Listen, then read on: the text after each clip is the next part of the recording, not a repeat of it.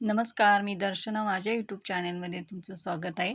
आज आपण front neck designer front neck बघणार आहोत. बघा, पहिल्यांदा आपण अस्तर आणि मेन फॅब्रिक एकदम अटॅच करून घेतलेलं आहे, रेडी तयार करून घेतलेला आहे आणि आपण गळा पण कट करून घेतलेला आहे. बघा, अशा प्रकारे कॅनव्हास आपण ठेवून आपल्याला अशा प्रकारे मार्किंग करून घ्यायची आहे पेनाने आणि शेपच्या बाहेर आपल्याला पाऊण इंचचा मार्किंग करायचं आहे. बघा, अशी अशी पाऊण इंचवर आपण मार्किंग करून घेणार आहोत आणि ते आपण कट करून घेणार आहोत. कॅनव्हास आपल्याला प्रेस करून घ्यायचा आहे. कॅनव्हास हा पेपर कॅनव्हास आहे.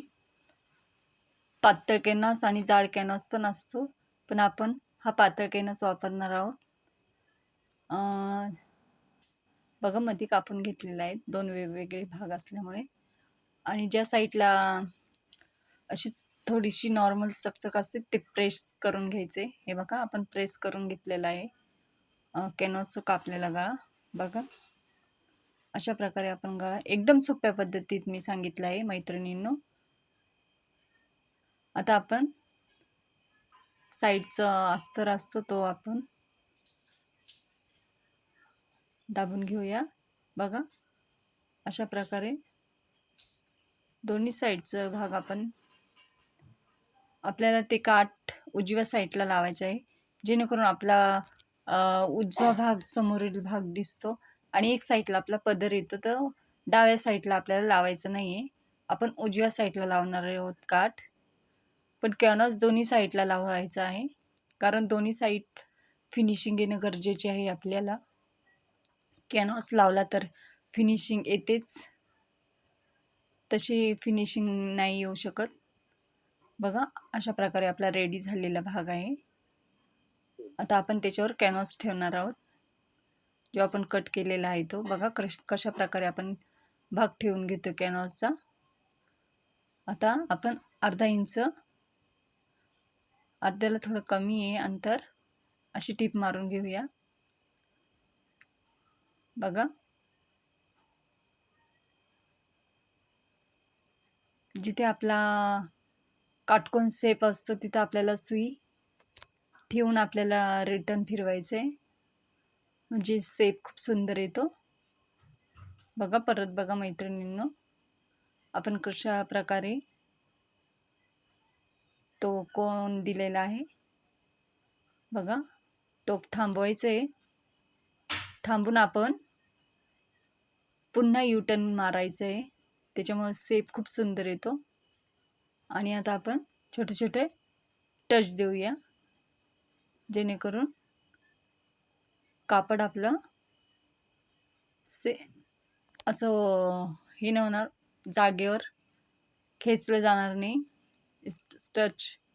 स्टच मारल्यावर शेप खूप सुंदर येतो आणि फिनिशिंगही येते. बघा, आपण आता कशा प्रकारे दाब शिलाई मारतोय. बघा, किती सुंदर शेप आलाय आपला मैत्रिणींनो. बघा, खूप सुंदर असा शेप आलेला आहे. इथे खूप खूप काळजीपूर्वक आपल्याला हे करायचं आहे. बघा, दोन्ही साईडला सेम प्रोसेस करायची आहे आपल्याला.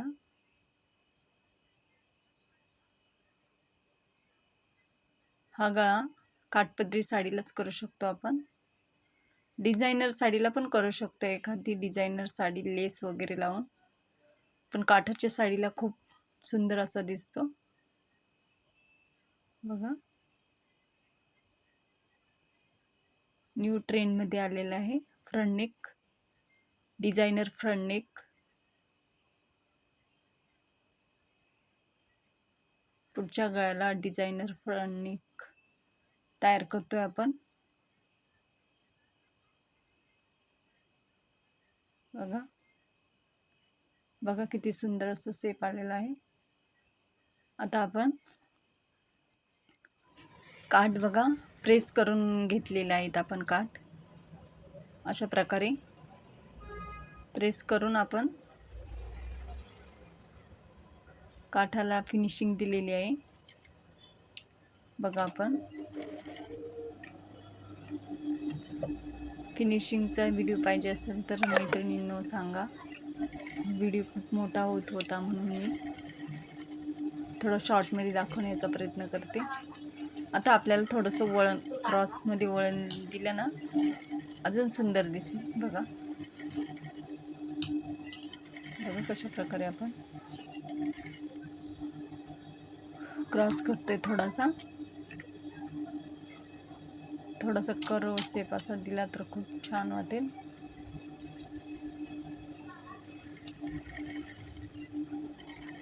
खूप सोपी ट्रिक आहे. आपल्याला असा वळणदार काठ बनवायचा असेल तर मला प्लीज कमेंट करा.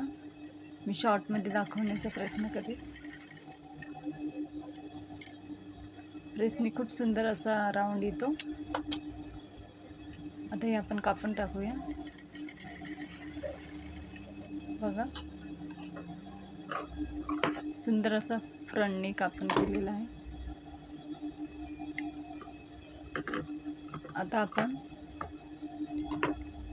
बघा किती छान झालेलं आहे. अशा प्रकारे आपला दोन्ही साईडचं कापड रेडी झालेलं आहे. बघा किती सुंदर असं दिसते.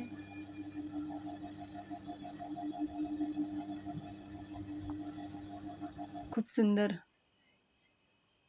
आता आपण प्रिन्स कट आणि फ्रंट साईड आपण स्टिच करून घेतोय, जेणेकरून आपल्याला समोरील भाग तुम्हाला दाखवण्याचा प्रयत्न करते मी व्यवस्थितपणे. दोन्ही साईड करून घेतलेले आहेत. आता आपल्याला गळ्याचा शेप द्यायचा आहे. गळ्याचा शेप एवढा सुंदर आहे ना, घातल्याच्या नंतर खूप छान वाटेल ब्लाउज आणि साडी सुद्धा. पैठणी साडी आहे. पूर्ण ब्लाउजचा फोटोही मी टाकणार आहे. बघा,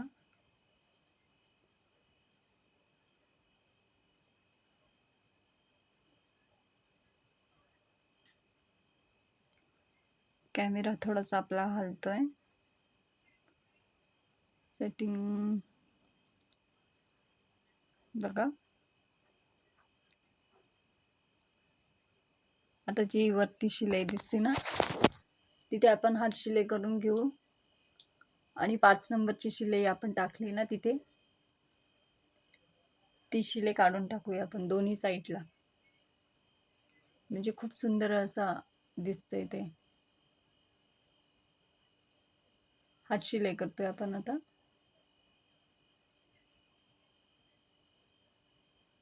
बघा,